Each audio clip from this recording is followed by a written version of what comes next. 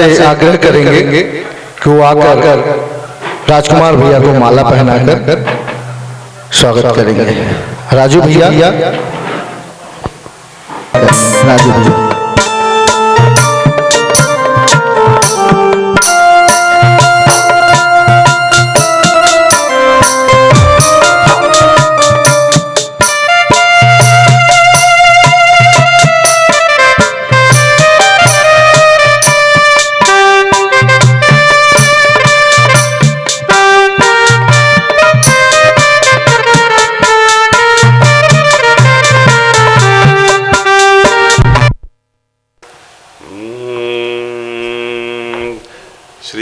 राम जय राम जय जय राम, श्री राम जय राम जय जय राम, श्री राम जय राम जय जय राम, श्री राम जय राम जय जय राम, श्री राम जय राम जय जय राम, श्री राम जय राम जय जय राम, श्री राम जय राम जय जय राम, श्री राम जय राम जय जय राम, श्री राम जय राम जय जय राम, श्री राम जय राम जय जय राम, श्री राम जय राम जय जय राम, श्री राम जय राम जय जय राम, श्री राम जय राम जय जय राम, श्री राम जय राम जय जय राम, श्री राम जय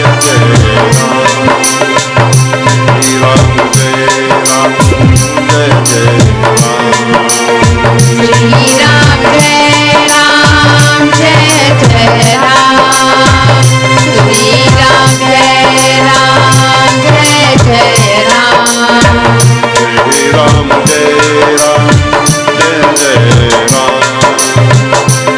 राम जय राम जय जय राम, श्री राम जय राम जय जय राम, श्री राम जय राम जय जय राम, नमो नमन अभिनंदन गणपति सत सत बार प्रणाम, नमो नमन अभिनंदन गणपति सत सत बार प्रणाम, गणपति सत सत बार प्रणाम, गणपति सत सत बार प्रणाम, श्री राम जय राम जय जय राम, श्री राम जय राम जय जय राम, श्री राम जय राम जय जय राम, श्री राम जय राम जय जय राम, प्रथम तुम्हारा नाम स्मरते भाव पुष्प अर्पित हम करते, प्रथम तुम्हारा नाम स्मरते भाव पुष्प अर्पित हम करते, प्रथम तुम्हारा नाम स्मरते भाव पुष्प अर्पित हम करते, प्रथम तुम्हारा नाम स्मरते भाव पुष्प अर्पित हम करते, आशा पूरी करो विनायक धरो तुम्हारा ध्यान, आशा पूरी करो विनायक धरो तुम्हारा ध्यान, गणपति सत सत बार प्रणाम, गणपति सत सत बार प्रणाम, श्री राम जय राम जय जय राम, श्री राम जय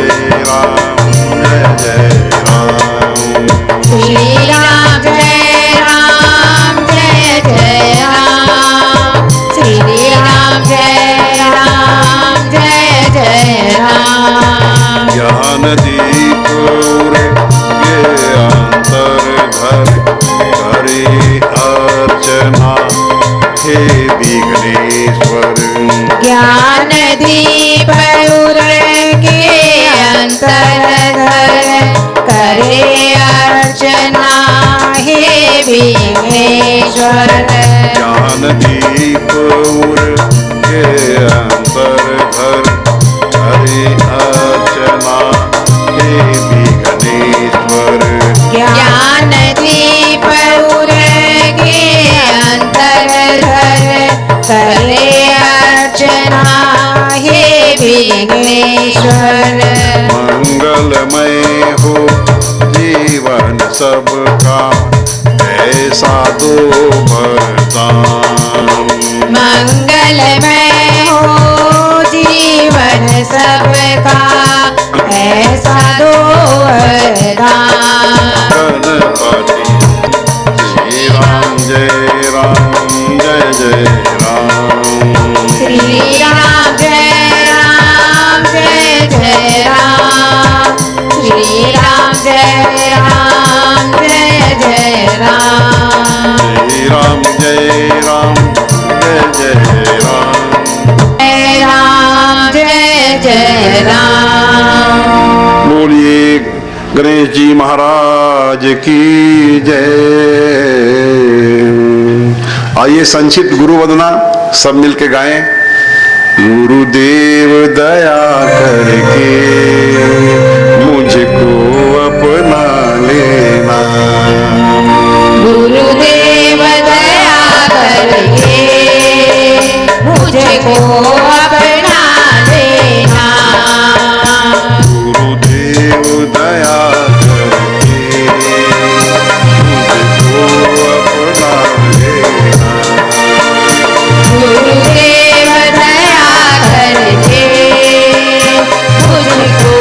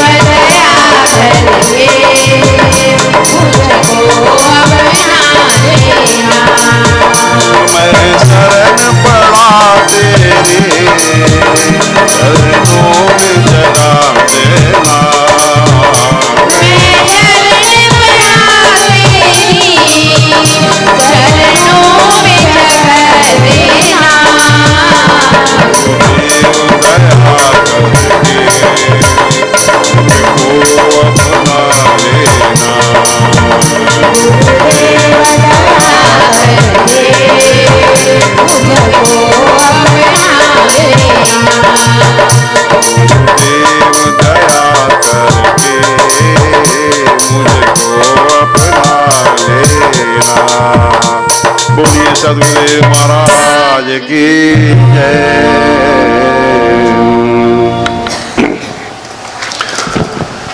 परम मंगलमय परब्रह्म ब्रह्मांड नायक भारतीय संस्कृति एवं सभ्यता के आधार स्तंभ धर्म के मूर्तिमान स्वरूप मर्यादा पुरुषोत्तम श्री हनुमान जी महाराज के आराध्य देव परम पिता श्री राम जी की वांगमयी अर्थात भाषामयी शब्दमयी प्रतिमूर्ति है संत शिरोमणि तुलसीदास जी महाराज के द्वारा रचित यह महान ग्रंथ श्री रामचरितमानस। आज उसी परमपिता श्री राम जी की असीम अनुकंपा महसूस करते हुए और आप सभी भगवत प्रेमी सज्जनों माताओं बहनों के मंगलमय आशीर्वाद से और इस भक्ति से परिपूर्ण श्री अग्रसेन भवन के प्रांगण में और दुमका की 4 धार्मिक संस्थाओं के सहयोग से दादी महिमा मंडल, मारवाड़ी युवा मंच की प्रेरणा शाखा, श्री कृष्ण सखा मंडल और श्री हरि सत्संग समिति, इन 4 संस्थाओं के पवित्र संकल्प से आज संगीत में 9 दिवसीय रामचरितमानस की कथा हम और आप सुन रहे हैं। आज 6वां दिन है और आज की कथा में हम लोग रामचरितमानस के अरण्य कांड को संपूर्ण विस्तार पूर्वक और आपको सुनाने का प्रयत्न करेंगे। अरण्य कांड के अंतर्गत 2 प्रमुख विषय हैं, जिसमें पहला विषय है श्री राम गीता।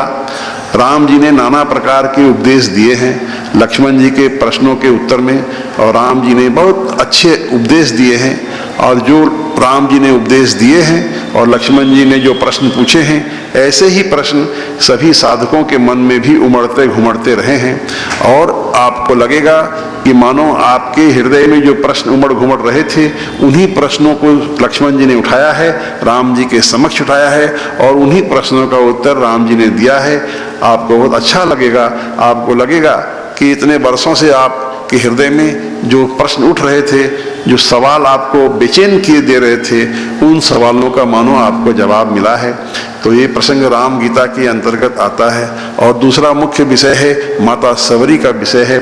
माता सबरी के जूठे बेर खाए भगवान ने और माता सबरी को निमित्त बना करके और प्रभु श्री राम जी ने मनुष्य मात्र को, संपूर्ण मानव जाति को ही मानो नवधा भक्ति का अमृतमय ज्ञान दिया है, अमृत के समान ज्ञान दिया है। और हमको आपको ये प्रेरणा दिया है भगवान राम ने कि उस नवधा भक्ति के क्रम में एक भी भक्ति में यदि हमारा आप दृढ़ हो जाएं तो भगवान हमारे हृदय में सगुण साकार रूप में आने के लिए तैयार हैं और हमारा कल्याण होगा, मोक्ष पर हमारा अधिकार सिद्ध होगा। एक भी भक्ति में हम यदि आप दृढ़ हो जाएं तो हमारा बहुत जीवन मंगलमय होगा। तो ये मुख्य 2 विषय हैं। प्रसंग प्रारंभ करने से पहले सूक्ष्म रूप से उपस्थित सभी देवी देवताओं की आत्माओं का हम लोग हार्दिक अभिनंदन करते हैं, वंदन करते हैं, स्वागत करते हैं।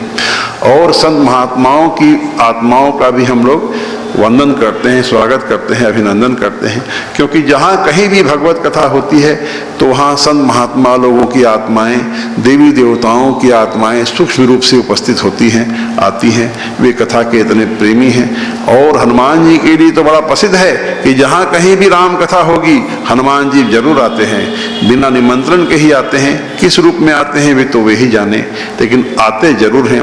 एक प्रसिद्ध दोहा भी है हनुमान जी महाराज के लिए, आप लोगों ने सुना होगा और मैं रोज सुना भी रहा हूं आपको। राम कथा जह को कहे तह तह पवन कुमार, सर पर अंजुलि धरि सुनत बहत नयन जलधार। सियावर रामचंद्र की जय, पवन सुत हनुमान की जय। इस प्रकार देवी देवताओं का, हनुमान जी का, संत महात्माओं का स्वागत अभिनंदन वंदन करने के पश्चात हम लोग आप सभी भगवत प्रेमी सज्जनों माताओं का भी अभिनंदन करते हैं, बहनों का भी अभिनंदन करते हैं। लेकिन हम और आप धन्यवाद देते हैं प्रभु श्री राम जी को, क्योंकि बगैर भगवान की कृपा के सत्संग सुलभ नहीं होता है। हाँ, और जब भी जीवन में सत्संग मिले, सत्संग सुलभ हो, सत्संग में आपकी रुचि जागृत हो, संतों का संग मिले, तो यह समझना चाहिए कि भगवान की असीम कृपा हुई है, तब हमको आपको सत्संग सुलभ हुआ, सत्संग में हमारी आपकी रुचि जागृत हुई, सत्संग हमको आपको अच्छा लगने लगा।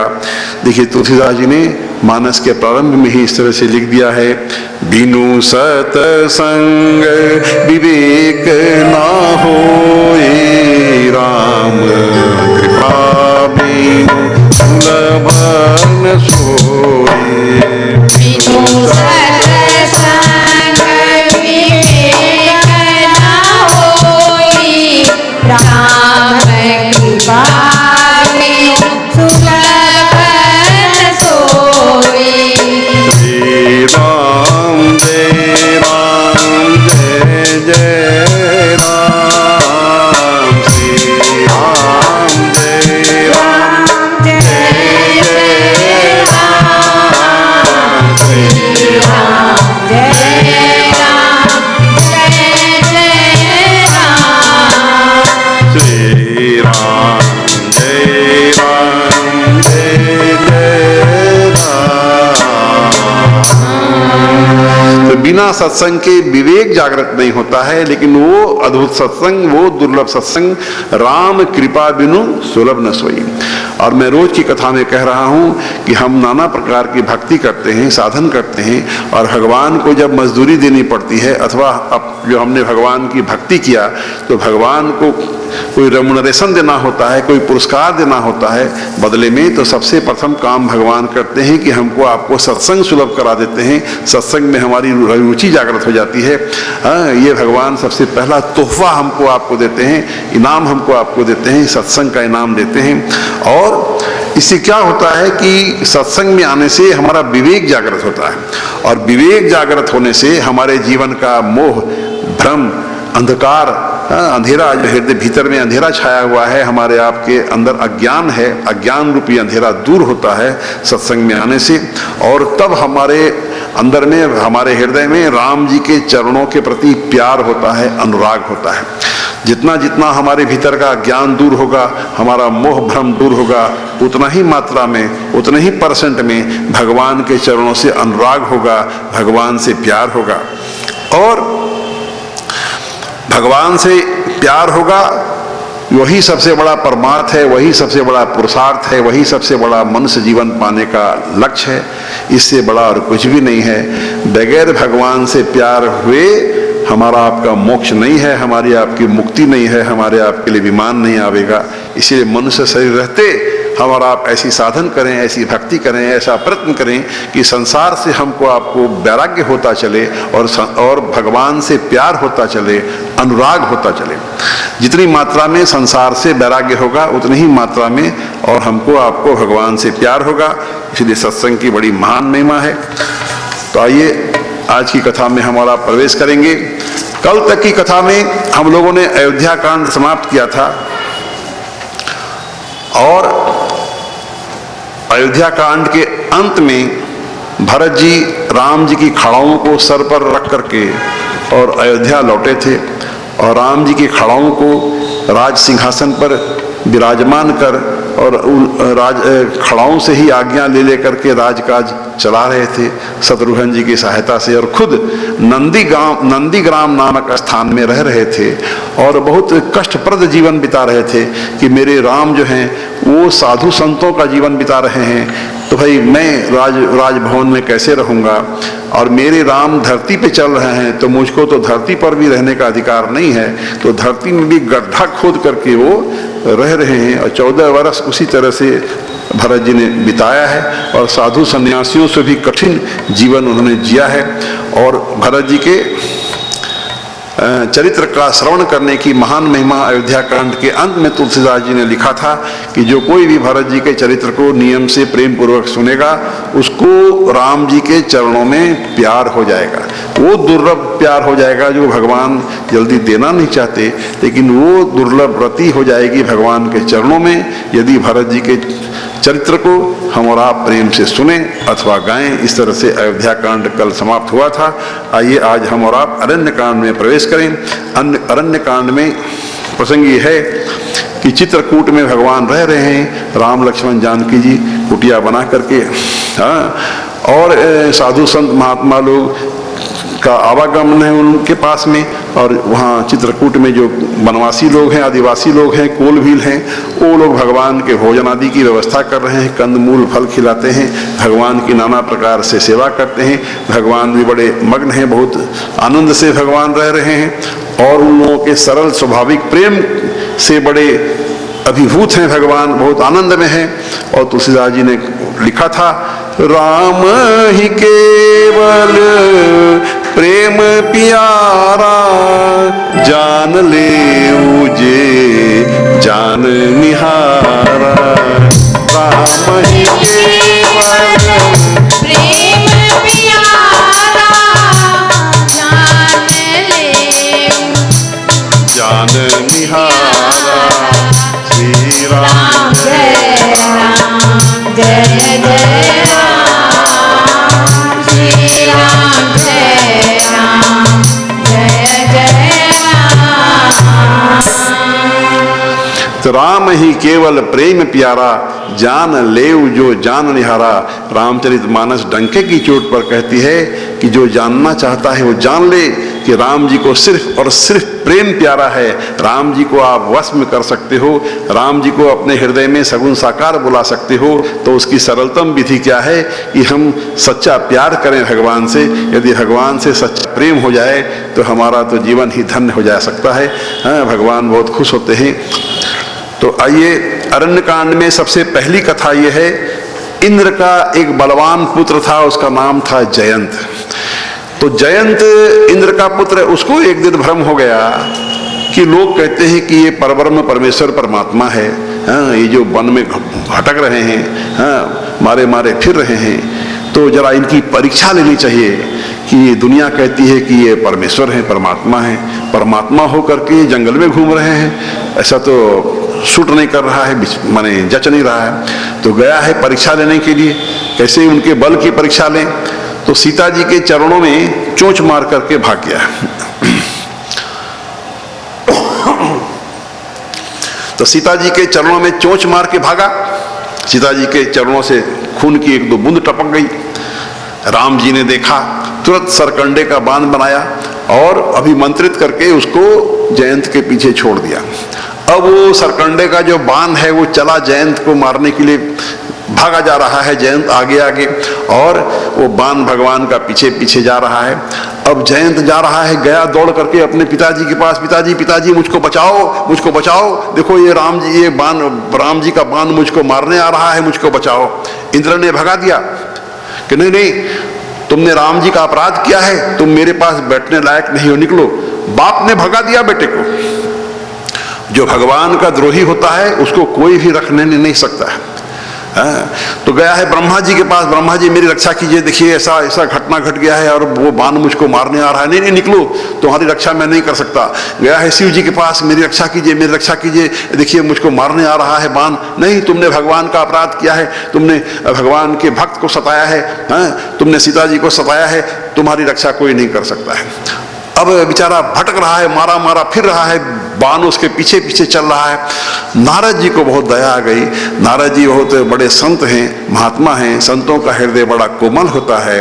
तो नारद जी को उसकी दशा देख करके नारद जी को बहुत दया आ गई। नारद देखा विकल जयंता, लागी दया को मलचित संता। नारद देखा विकल जयंता, लागी दया को मलचित संता। श्री राम जय राम, जय जय राम, श्री राम जय राम, जय जय राम। तो जयंत की दशा देख करके नारद जी को बहुत दया आ गई। नारद जी संत हैं, उनका हृदय बहुत कोमल है, दयापूर्ण हृदय है उनका। और नारद जी ने उसको समझा करके कहा कि राम जी से रक्षा तुम्हारी स्वयं राम जी ही कर सकते हैं, दूसरे किसी की शक्ति नहीं है कि वो तुम्हारी रक्षा कर सके। तो तुम राम जी के ही शरण में जाओ, तभी तुम बच सकते हो, नहीं तो किसी दूसरे की मजाल नहीं है कि तुमको उससे वो रक्षा हो। देखिए, संतों का हृदय बड़ा कोमल होता है। संतों के विषय में हमारे सभी महान ग्रंथों में अनेकों प्रसंगों में अनेकों बातें समझाई गई है, बार बार समझाई गई है कि संत ऐसे होते हैं, वैसे होते हैं, संतों के ये गुण हैं, ये लक्षण हैं, संत कितने कोमल हृदय होते हैं। देखिए एक पंक्ति, एक उदाहरण सुना करके मैं कथा के क्रम को आगे बढ़ाऊंगा। संत हृदय नवनीत समाना, कहा कबिन परी कहे न जाना।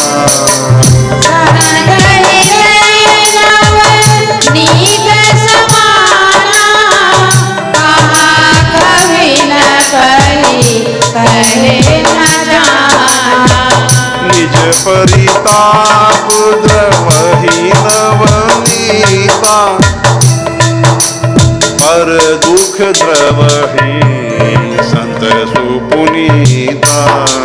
निज परिताप द्रवहि नवनीता, पर दुख द्रवहि संत सुपुनीता। श्री राम जय राम, जय जय राम। श्री राम जय राम, जय जय राम। तो मानस क्या कहती है कि संत हृदय नवनीत समाना, नवनीत का मतलब मक्खन। तो कहा कबिन परी कहे न जाना, कवियों ने ऐसा कहा तो जरूर है कि संतों का हृदय मक्खन के समान कोमल होता है, लेकिन हमारी प्यारी मानस कहती है कि कवियों ने ऐसा कहा तो जरूर है, लेकिन सही बात उनको कहना नहीं आया। क्यों नहीं कहना आया? उसका जवाब अगले पंक्ति में है कि निज परिताप द्रवहि नवनीता। जब नवनीत को, मक्खन को, खुद को जब ताप मिलता है, हीट मिलता है, तो मक्खन पिघलता है। लेकिन संतों का हृदय तो इतना ज्यादा कोमल होता है कि दूसरों के दुख से संत का हृदय पिघल जाता है। तो संतों का हृदय जो है नवनीत से भी ज्यादा कोमल है। सही बात ये है, निज परिताप द्रवहि नवनीता, संत पर दुख द्रवहि संत सुपुनीता। निज परिताप द्रवहि नवनीता, पर दुख द्रवहि संत सुपुनीता। श्री राम जय राम, जय जय राम। श्री राम जय राम, जय जय राम। प्रियंका, इसको कंट्रोल करो, नहीं तो चली जाओ घर। ये गड़बड़ मत करो, चली जाओ घर, हम बोल रहे हैं इसको लेकर के। जी के कहने पर और राम जी की ही शरण में गया है, हे राम जी मेरी रक्षा करो, मुझसे गलती हो गई, अपना अपराध स्वीकार किया है। तो राम जी कोमल हृदय, दयालु, दया आ गई राम जी को। राम जी ने उसको क्षमा किया है, लेकिन अपराध के दंड के रूप में क्या दिया कि उसके एक आंख को फोड़ दिया है। इसलिए शायद कौवा जितना है सब एक आंख का है। आज भी कौवा है, एक ही आंख का है, और भी कोई कारण हो सकता है, लेकिन वहां राम जी ने उसको यही दंड दिया कि उसकी एक आंख को फोड़ दिया। यही दंड दे करके उसको छोड़ दिया है। जयंत का प्रसंग यहाँ समाप्त हुआ। अच्छा, बहुत दिन बीत गए चित्रकूट में रहते हुए, तो राम जी को ये महसूस होने लगा कि अब बहुत ज़्यादा भीड़ होने लगी, बहुत लोगों का आवागमन बढ़ गया, बहुत सारे लोग आने जाने लगे, हम लोगों को डिस्टर्ब करने लगे। तो भगवान सोचते हैं कि और गहरे जंगल में चला जाए, जिससे कि लोग हम लोगों को कम डिस्टर्ब करें। तो अब और गहरे जंगल में तीनों जाने लगे। राम, लक्ष्मण, जानकी जी जाने का आगे बढ़ते हैं। तो उस क्रम में अत्रि मुनि के आश्रम में राम जी पधारते हैं। अत्रि मुनि की पत्नी थी सती अनसुईया, नाम आप लोगों ने सुना होगा।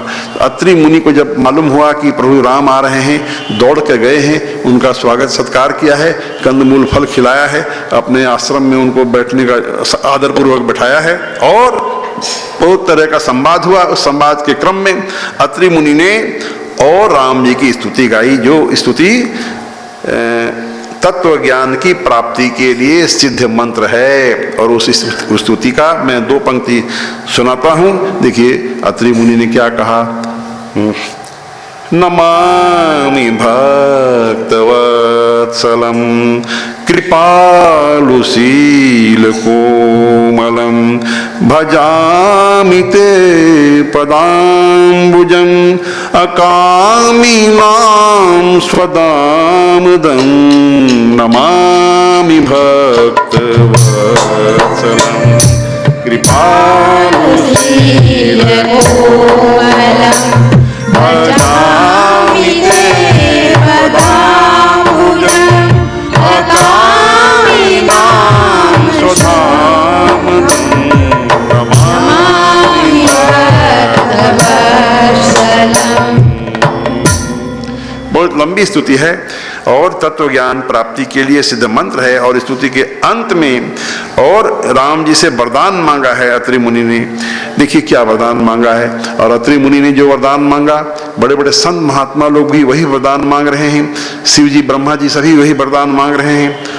बिनती करी मुनि नाई सिरु कह कर जोरी बहो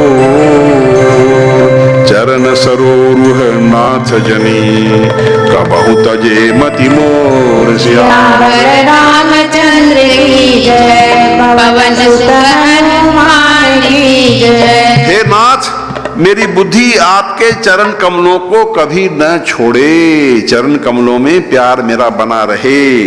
देखिए सब लोगों ने, बड़े बड़े लोगों ने भगवान से भगवान के चरणों में प्यार का वरदान मांगा है। हमको आपको क्या मांगना है वो आपको विचार करते हुए चलना है। और देखिए उधर अत्रि मुनि की धर्मपत्नी सती अनसुईया, उनका सीता जी से बहुत लंबा संवाद हुआ है। उन्होंने ऐसे वस्त्र दिए सीता जी को जो कभी मुरझाए नहीं, कभी मैले नहीं होंगे, कभी गंदे नहीं होंगे। इस तरह का वस्त्र दिया, दिव्य वस्त्र दिया है अत्रि मुनि की धर्मपत्नी सती अनसुईया जी ने। और बहुत तरह का संवाद हुआ है और सीता जी को पतिव्रता नारी का धर्म बताया है और पतिव्रता नारी के गुणों को, लक्षणों को बताते हुए और अंत में कहा कि तुम्हारे अंदर में संपूर्ण गुण है, तुम महान पतिव्रता नारी हो। मैंने ये धर्म बताया, ये गुण बताए, लक्षण बताए, तुमको निमित्त बना करके संसार की सभी नारी जाति को हमने ये ज्ञान देने का प्रयास किया। अनसुईया जी ने ऐसा कहा। और सती नारी में भी, पतिव्रता नारी को भी 3 भाग में बांट दिया, एक उत्तम, एक मध्यम और एक निम्न श्रेणी की 3 श्रेणी बना दिया। आप कभी रामचरितमानस पढ़िएगा, विस्तार पूर्वक वहां वर्णन है कि पतिव्रता नारी भी 3 प्रकार की होती है। और फिर अंत में ये कहा, धीरज धर्म मित्र अरुणारी आपत काल परिखई जाने। धीरज धर्म मित्र अरुणारी आपत काल परिखई जाने। श्री राम जय राम, जय जय राम। श्री राम जय राम, जय जय राम। और अंत में यह बता दिया सती अनसुईया जी ने कि धैर्य, धर्म, मित्र और नारी, इन चारों की परीक्षा होती है विपत्ति के समय में ही। हाँ, क्या क्या चीज विनती करके रखिए। धैर्य की परीक्षा, धर्म की परीक्षा, मित्रों की परीक्षा और नारी, स्त्री, पत्नी की परीक्षा, इन चारों की परीक्षा विपत्ति के समय में ही होती है। यह सती अनसुईया ने इस तरह से कहा। और यहाँ संक्षेप में ये संवाद को हमने समाप्त किया। अब राम जी आगे बढ़ रहे हैं वन में, और गहरे वन की ओर जा रहे हैं। मार्ग में बहुत सारे संत मुनियों से भेंट हुआ। सरभंग मुनि का प्रसंग है यहाँ, सुतीक्ष्ण मुनि का प्रसंग है यहाँ। उन लोगों से मिलनानंद हुआ है, वार्तालाप हुआ है। और भी बहुत सारे संतों से मिलनानंद हुआ है। देखिए, भगवान ने किसी संत को दंडवत प्रणाम नहीं किया, किसी संत ने भगवान को दंडवत प्रणाम नहीं किया। राम जी ने ही संतों को दंडवत प्रणाम किया है। कृष्ण भगवान ने ही संतों को दंडवत प्रणाम किया है। संतों की ऐसी महान महिमा बताई गई है कि कोई भी संत जो है वो कभी भी भगवान को दंडवत नहीं किया, भगवान ही ने और दंडवत प्रणाम किया है। और किसी किसी संतों के चरणों को धो करके और उनके चरणामृत का पान किया है भगवान ने। है, देखिए संतों की इतनी महान महिमा राम जी ने और कृष्ण जी ने बताई है। और अब आगे बढ़ते हुए अगस्त ऋषि के आश्रम में प्रभु पधारते हैं। अगस्त ऋषि से भी मिलनानंद हुआ है, काफ़ी लंबा संवाद हुआ है। और अगस्त मुनि ने बताया कि आप दंडक वन में पंचवटी नामक स्थान में आप जाओ, वहाँ आप रहो, वो आपके लिए सुंदर स्थान है प्रभु परम मनोहर ठाऊं, पावन पंचवटी तेहि नाऊं।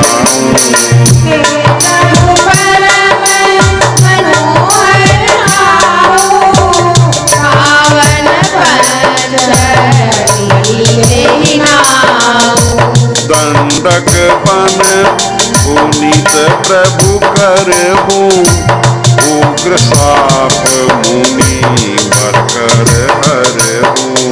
दंडक वन पुनीत प्रभु करहूं, उग्र रूप मुनि वर कर हरहूं।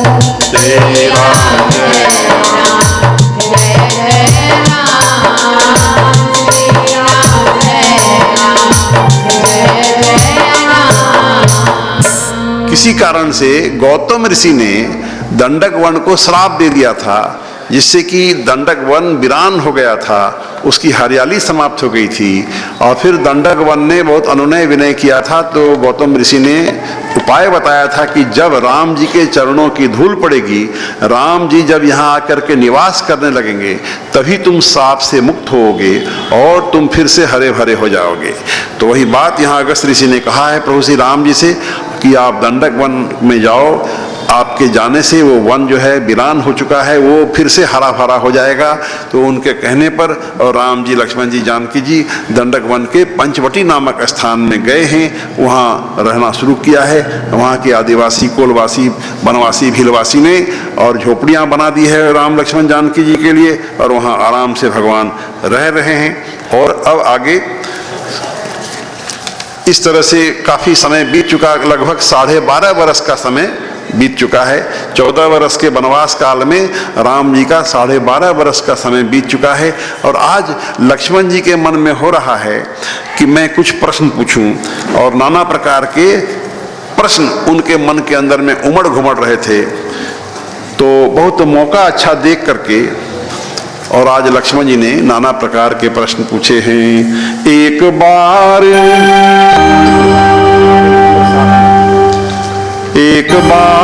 प्रभु सुखवासी मां, लक्ष्मण बचन कहे छल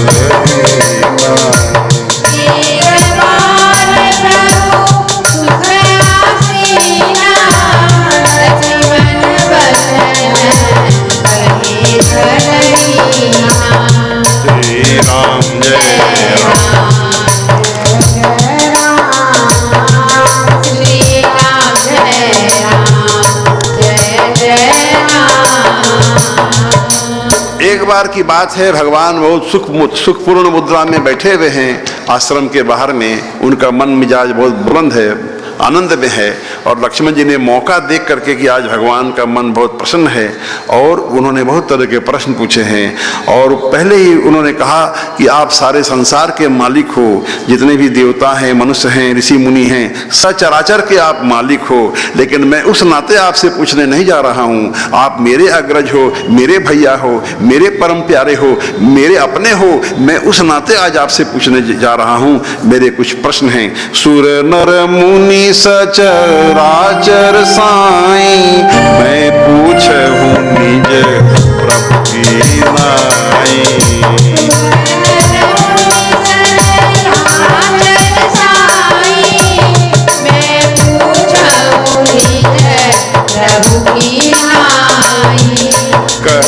कहूँ ज्ञान, देखिए प्रश्न, लक्ष्मण जी के प्रश्न गिनती करते रहिएगा। कहूँ ज्ञान विराग अरु माया, कहूँ सो भगति, कहूँ जेहि दाया।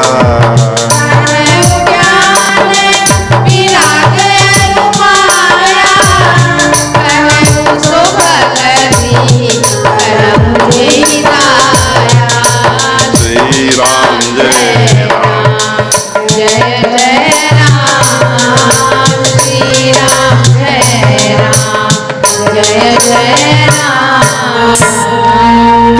जी पूछ रहे हैं कि ज्ञान क्या है, ज्ञान किसको कहते हैं। देखिए, कई दफे संतों के मुखारबिंद से, प्रवचनकर्ताओं के मुखारबिंद से आप लोगों ने सुना होगा, पढ़ा होगा, ज्ञान, मोह, माया, वैराग्य, ये सब क्या है, किसको कहते हैं।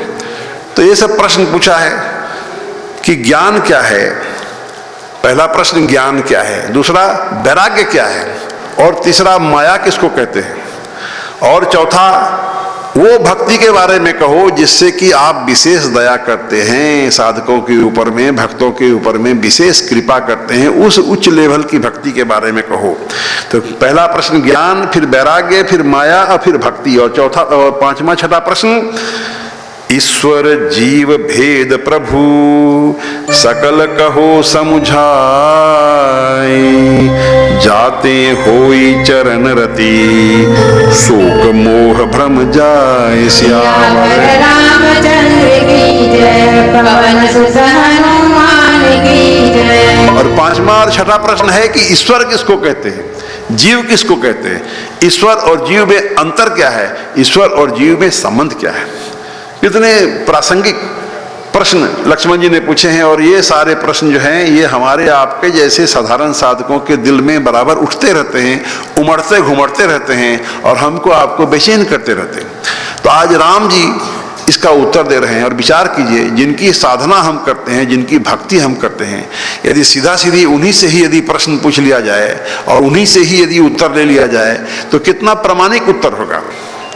तो आज जिनकी साधना हम और आप कर रहे हैं, राम जी की साधना कर रहे हैं, लक्ष्मण जी भी राम जी की साधना कर रहे हैं, राम जी की भक्ति कर रहे हैं, राम जी से प्यार कर रहे हैं, और उन्हीं से डायरेक्ट उन्हीं से पूछा जा रहा है इन प्रश्नों का उत्तर दें, तो उनसे ज्यादा प्रामाणिक उत्तर और कौन दे सकता था। तो अभी राम जी उत्तर देना शुरू करते हैं और बोले, संक्षेप में ही मैं सुनाऊंगा, लेकिन तुम मन, चित्त और बुद्धि लगा करके सुनो। देखिए, यहाँ सुनने की भी कला बताई गई है। चाहे आप कोई स्टूडेंट है, क्लास में पढ़ रहा है, स्कूल में पढ़ रहा है, कॉलेज में पढ़ रहा है, मास्टर पढ़ा रहा है, या समझिए कि कहीं पर भी कुछ सुनने का यदि मौका मिले, तो फिर आदमी, यहाँ सुनने की विधि बता दिया प्रभु श्री राम जी ने कि चित्त, मन और बुद्धि तीनों लगा करके सुनो। क्यों सुनो तीनों लगा करके? तो संक्षेप में ही तुम गूढ़ रहस्यमय बातों को समझ लोगे, जान लोगे। इसलिए यहाँ सुनने की विधि है। चाहे स्टूडेंट यदि लोग हैं, यहाँ क्लास में जाते हैं, पढ़ते हैं, हाँ, तो आप मन को, चित्त को और बुद्धि को तीनों ताकत से आप सुनो। यदि तीनों ताकत से आप सुनोगे तो एक दफे सुनने से ही आपको ऐसा याद हो जाएगा कि जिंदगी भर आप नहीं भूलोगे। कई दफे ऐसा होता है ना कि विद्यार्थी क्लास में पढ़ रहा है, एक कान से सुन रहा है, दूसरे कान से निकल गया। क्यों? क्योंकि सुन तो रहा है, ठीक है, मास्टर पढ़ा रहा है, मेरा कान तो उधर सुन रहा है जरूर, लेकिन मन मेरा और कहीं भटक रहा है। यदि आपका मन कहीं और दौड़ रहा है तो आपने क्या सुना, आपको कुछ समझ में नहीं आया। हाँ, एक कान से सुना, दूसरे कान से निकल गया। तो यहाँ राम जी सुनने की विधि बता रहे हैं। हाँ, यदि सुनना भी हो, हाँ, तो मन, बुद्धि और चित्त को लगा करके सुनो। यदि तीनों ताकत से आप सुनोगे तो एक दफे मास्टर क्या पढ़ाया वो आपको जिंदगी भर याद हो जाएगा। हाँ, ये सुनने की विधि यहाँ बताते हैं राम जी। थोड़े ही मह सब कहूँ बुझाई, सुनहु तात मति मन चित्र लाई।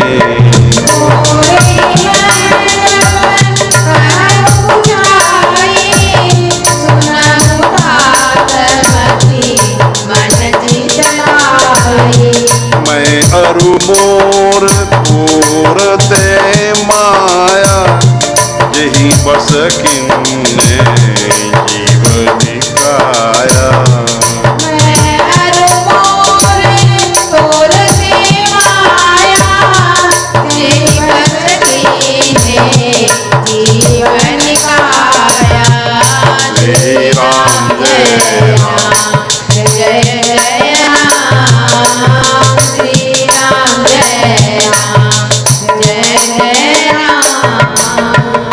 भगवान सबसे पहले माया का उत्तर दे रहे हैं, माया के बारे में समझा रहे हैं कि माया आखिर है तो है क्या। और 5 लाइन खर्च किया है भगवान ने यहाँ माया को समझाने के लिए। और सबसे पहले बता रहे हैं कि माया है क्या, माया किसको कहते हैं, माया के सामान्य लक्षण कैसे हैं, कैसे हम जाने कि ये माया है। ये मैं अरु मोर, माया के विषय में भगवान कह रहे हैं मैं अरु मोर तोर ते माया। माया का सामान्य लक्षण बता दिया भगवान ने। यह मेरा वह तेरा, यह दिन भर जो हम और आप मेरा तेरा करते रहते हैं, राम जी कहते हैं इसी का नाम है माया। मैं अरु मोर यह मेरा तोर ते माया। दिन भर जो हम और आप, मैं और मेरा, तू और तेरा जो करते रहते हैं, मेरा तेरा, इसी का नाम है माया।